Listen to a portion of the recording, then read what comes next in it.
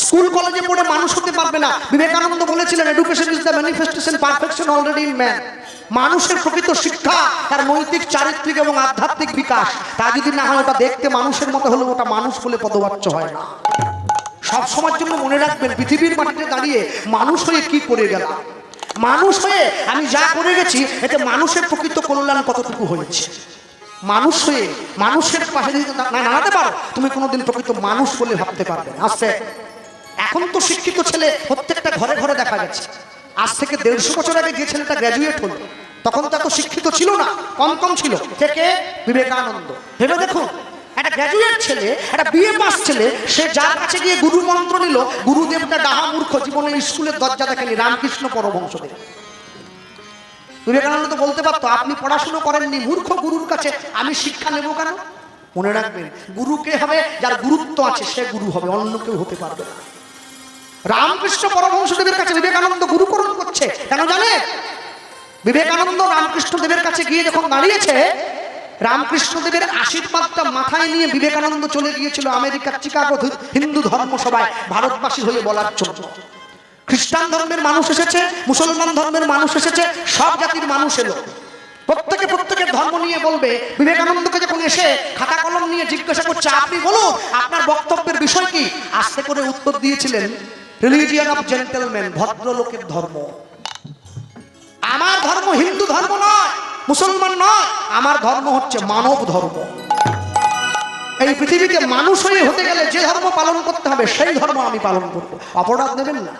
আমাদের বাড়ির মায়েরা, মেয়েরা, বোনেরা যে সমস্ত প্যান্টগুলো পরছে পুজোতে, একটা প্যান্ট কিনে পড়েছে, ওতে 20 জায়গায় ছেঁড়া আছে। আমি অবাক হয়ে যাই, একটু একটু করে সংস্কৃতি তলিয়ে যাচ্ছে নিচের দিকে। বাংলার সমাজ এরকম ছিল না। হ্যাঁ দেখুন, আমেরিকা থেকে ইস্কন এসে হরে কৃষ্ণ বলতে বলতে পাগল হয়ে গেল। ওরা বুঝলো হরিনামের মাহাত্ম্য কত, আর আমি বুঝলাম না কোনোদিন। কেন বুঝবো? গোড়ায় তো বলদ আছে। তারকেশ্বরে জল ঢালতে দিয়েছে বাবার মাথায়, হুগলি জেলা তারকেশ্বর ধাপ, অনেকে যায় এখান থেকে। যেখান থেকে জলটা তুলতে হয় ওই জায়গাটার নাম হচ্ছে শেওড়াপুলি।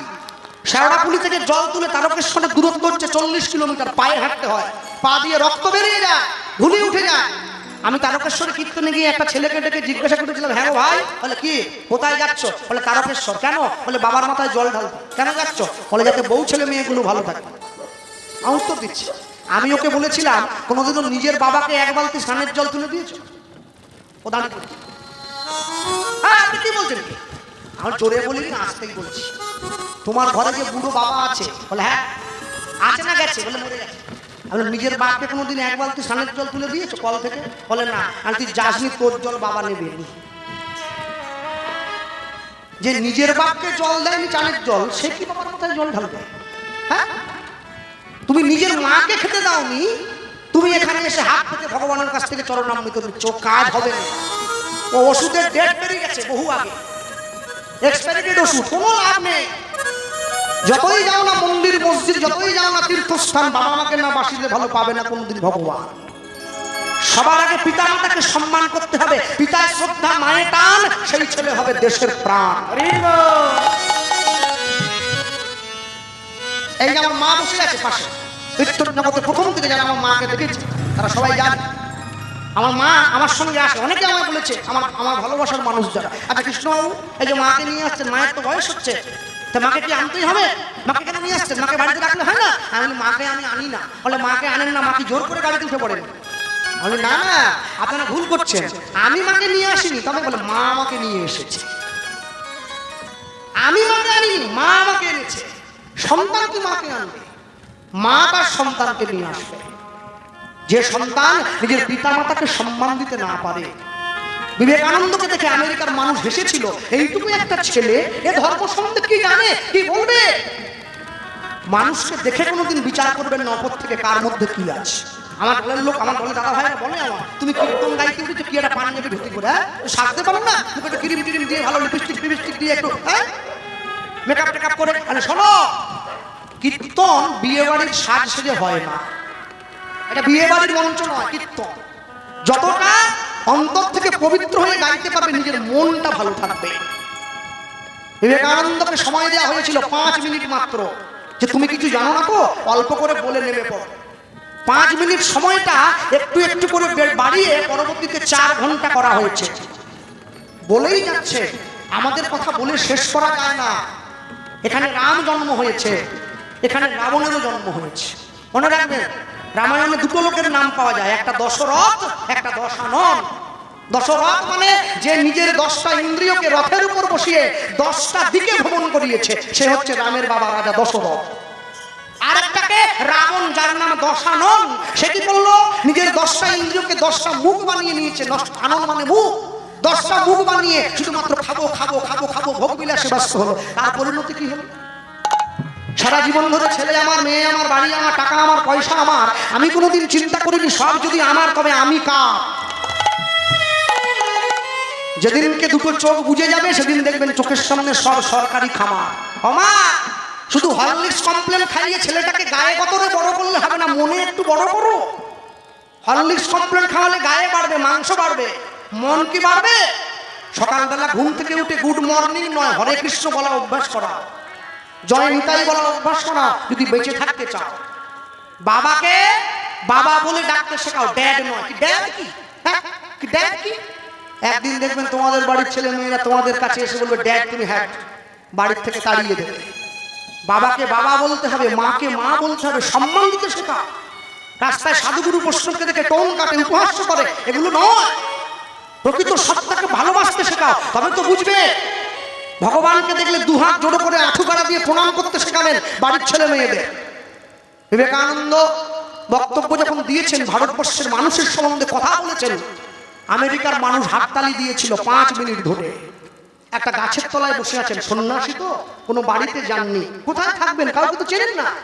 আস্তে একটা মেয়ে এসেছে, সুন্দরী মেয়ে, বিবেকানন্দের সামনে দাঁড়িয়ে বলছে, সবাই আপনাকে অনেক কথা বলছে, আমি একটা কথা বলবো। বলো।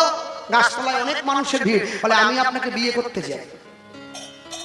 বিবেকানন্দের মুখটা শুকিয়ে গেছে। মা, তুমি বুঝতে পারছো না, আমি ব্রহ্মচারী, গেরুয়া পোশাক পরেছি, মাথায় পাগড়ি দিয়েছি, আমি সংসার করব না।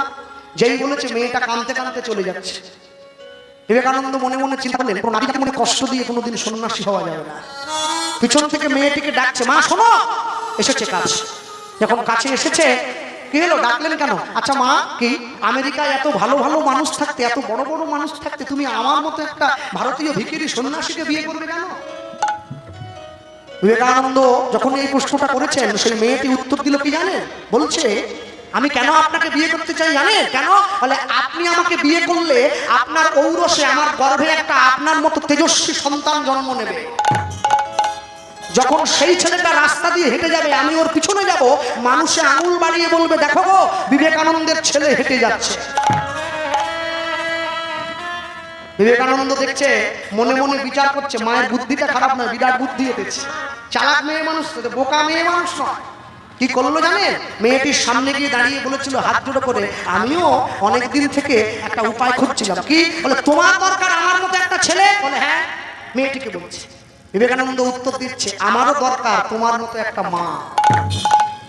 একটা কাজ করলে হয় না, আজ থেকে তুমি আমাকেই তোমার ছেলে বানিয়ে নাও, তাহলে আমাকেও বিয়ে করতে হবে না, আমার ব্রহ্মচর্য অটুট থেকে যাবে, আর তুমিও আমার মতো ছেলে পেয়ে গেলে। যেই কথা বলেছে, সঙ্গে সঙ্গে হাতটা দিয়েছে। মাটা কে জানেন? মা তার আর্থারের নোবেল, ভগ্নী নিবেদিতা। তাহলে ছেলে যেখানে থাকবে, মাকেও সেখানে থাকতে হবে। মায়ের হাত ধরে জাহাজে করে ছেলে ফিরে আসছে ভারতবর্ষে। ছেলে গিয়ে মায়ের কাছে বলছে, মা, ভারতবর্ষের মানুষ কিন্তু খুব খারাপ, কটু কথা বলে। একটা কথা বলি মা, কি? তুমি কিন্তু ভারতবর্ষের মানুষকে একটু সামলে নিও। যেই কথা বলেছে, সঙ্গে সঙ্গে ভগ্নী নিবেদিতা বিবেকানন্দের দিকে কানটা বাড়িয়ে দিয়ে বলছে, মন্ত্রটা দিয়ে দে। তুই যে আমার মা বলেছিস, এটা কেউ জানুক আর না জানুক, আমি বুঝলাম, কিন্তু ভারতবর্ষের মানুষ জানবে যে আমি তোর শিষ্য, তুই আমার গুরু।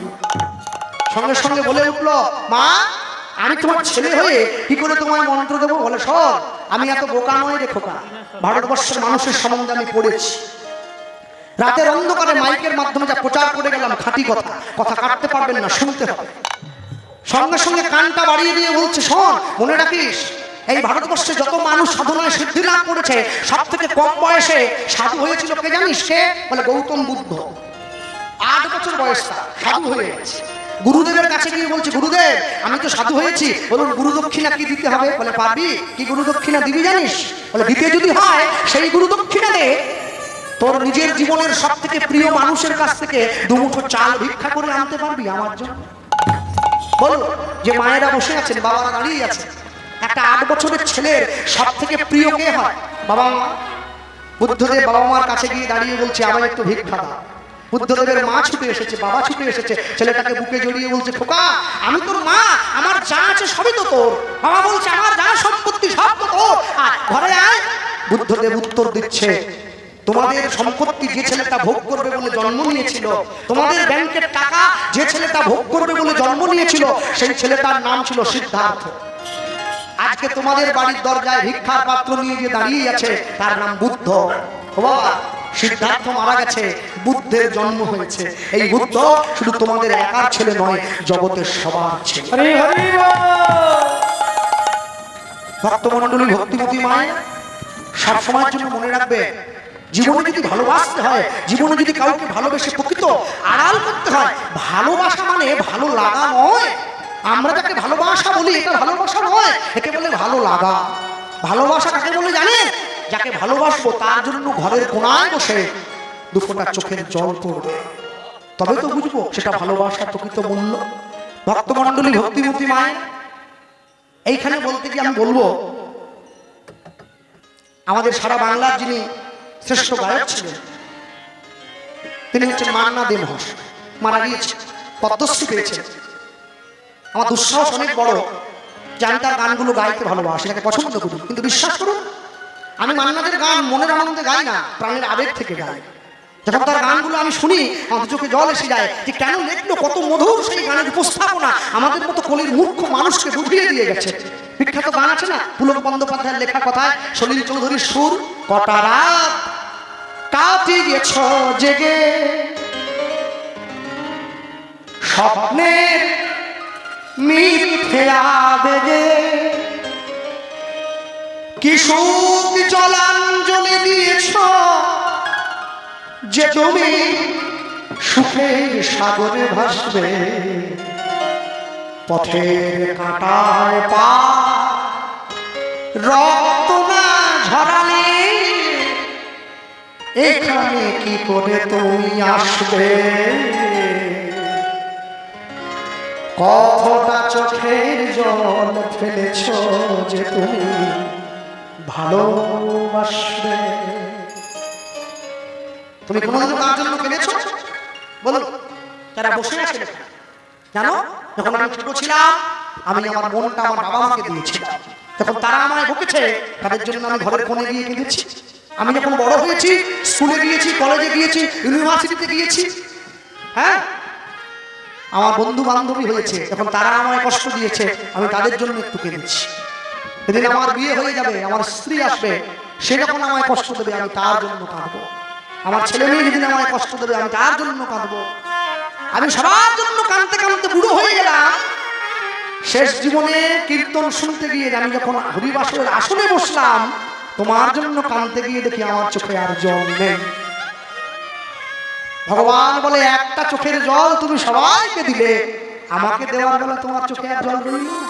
প্রভু, যতক্ষণ পর্যন্ত কলসির মধ্যে জল ছিল আমার কলের কথা মনে পড়ে নাই। এতদিন পর্যন্ত আমার দেহ কলসিতে কৃষ্ণ ভক্তি রূপী জল ছিল, যৌবন রূপী জল ছিল, আমার কলের কথা মনে পড়েনি। আজ আমি বৃদ্ধ হয়েছি, আজ আমি তোমার নাম বলতে পারি না। যারা কীর্তন শুনতে আসতে চাইবে না, যারা বাড়ি যেতে চাইবে রাস্তা দিয়ে দেবেন, যাওয়া করে দেবেন, না আসতে চাইলে জোর করবেন না। কেন জানেন? আজকে শোনার মতো শক্তি আছে, শুনছে না, একদিনকে শুনতে চাইবে, শক্তি থাকবে না। শুনতে হবে, একদিন হোক আর পরের দিন হোক, আজ হোক বাঁকা। কেন? যখন চাকিতে দিয়ে ডালগুলো গুঁড়ো করা হয় সব ডালগুলোই ভেঙে যায়, একটু আগে আর একটু পরে। হাজার কাজের ভিড়ে সময় তো হয়নি তোমার, শোনোনি তো কান পেতে অস্ফুটে কোনো কথা, আজ কেন হাহাকার করো, সে কথায় ইতিহাস বড়, কি এমন বেদনাকে সয়েছ যে তুমি সুখের সাগরে ভাসবে। পথের কাঁটা পা রক্ত না ঝরালে এখানে কি করে তুমি আসবে। কতটা চোখের জল ফেলেছ যে তুমি ভালোবাসবে। যদি ভুল ত্রুটি হয় ক্ষমা করবেন, না আমি ভালো গাইতে জানি না। বলছে সোনার ঘড়ি টিক টিক টিক, যা কিছু হইতেছে সবই হইছে ঠিক।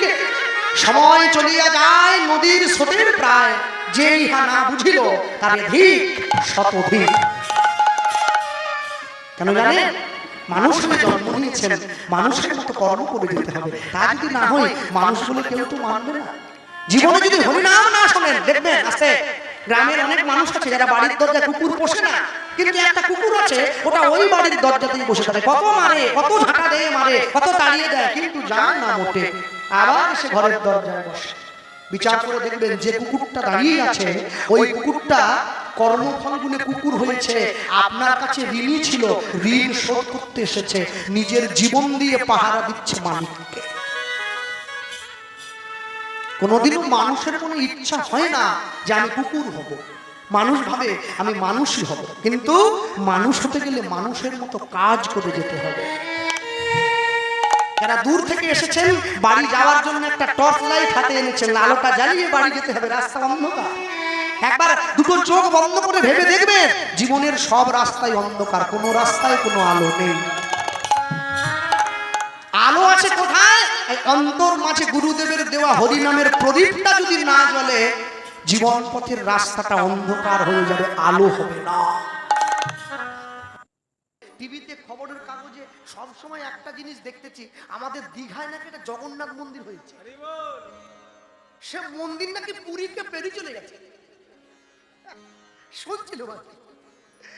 এখন অক্ষয় তৃতীয়ার দিনে মন্দিরের শিলান্যাস হয়ে গেছে, মানে ফিতে কাটা মন্দিরের ফিতে কাটা। তা আমি মাকে শুধু কদিন থেকে পটাচ্ছি, তুই চলো যাই দীঘা যাবো। হ্যাঁ ডেলি গান আছে, তুই দীঘা যাবো। যাবে কি করে? আমার বাড়ির থেকে দীঘা 120 কিলোমিটার, অনেক রাস্তা। আপনি দেখে এসছেন তো মন্দিরটা। তারপরে এই কার্যক্রমে পূর্ব মেদিনীপুরে কীর্তন ছিল, রাত্রি 1টার সময় গান করে এসে ড্রাইভারকে বলি চল আজই যাবো। হ্যাঁ পুরীতে পেরিয়ে চলে গেছে মন্দির, আমি দেখবো নি। তাহলে পুরীতে যেতে যাবো, দীঘায় যেতে যাবো, খরচা কম। ও বাবা রে, গেলাম, লাভ দিয়ে গেলাম। কোথা পুরী আর কোথা দীঘা? পুরীকে শ্রীক্ষেত্র বলা হয়, 4 ধামের মধ্যে 1 ধাম। আবার তো দেখতেছি জগন্নাথ নাকি ভেসে এসে গেছে। হাত ভাঙা জগন্নাথ, এমনিতেই ছুটো, আবার ভাঙা।